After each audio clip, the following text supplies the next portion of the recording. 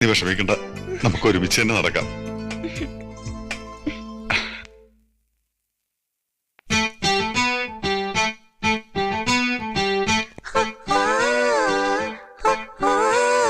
കാത്തിരുന്നൊരു ചക്കരക്കുടം കയ്യിലെത്തുമ്പോൾ അമ്പാടിക്കൊരു ഗോലുമാല്.